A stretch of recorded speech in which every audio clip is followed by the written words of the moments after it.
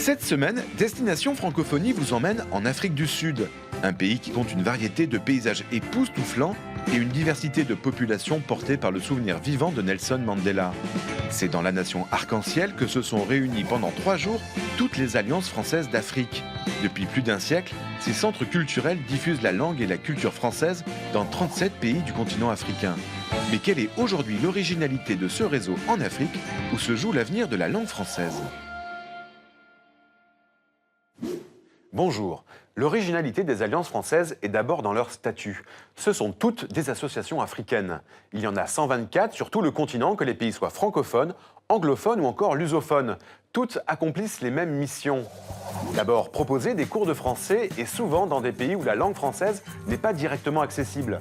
Cette offre de cours se veut la plus moderne possible.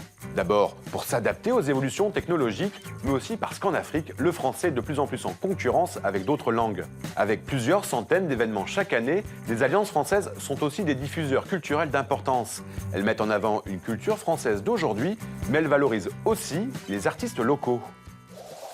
C'est cela la grande force de ce réseau ouvert sur l'Afrique. Être non seulement une porte d'entrée sur la langue et la culture française, mais aussi de favoriser le dialogue avec les autres langues et les cultures locales. Regardez. L'Alliance française, pour moi, c'est un établissement qui est capable de prendre en considération toute la francophonie et qui ne fait pas que du franco-français, mais qui prend bien la langue française comme une entité qui appartient à plusieurs cultures, qui rend un petit peu, justement, cette variété régionale à la langue française.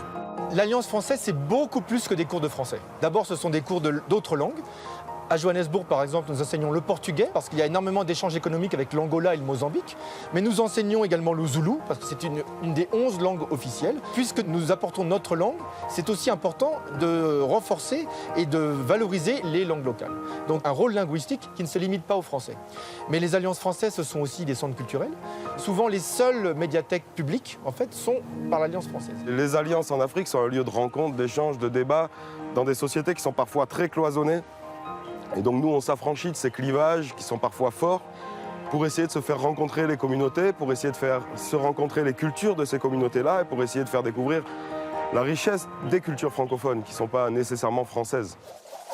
Vous retrouverez l'intégralité de ces témoignages et beaucoup d'autres encore sur notre site internet. Nous, on se retrouve la semaine prochaine pour une nouvelle destination. D'ici là, bonne semaine à tous sur la planète francophone.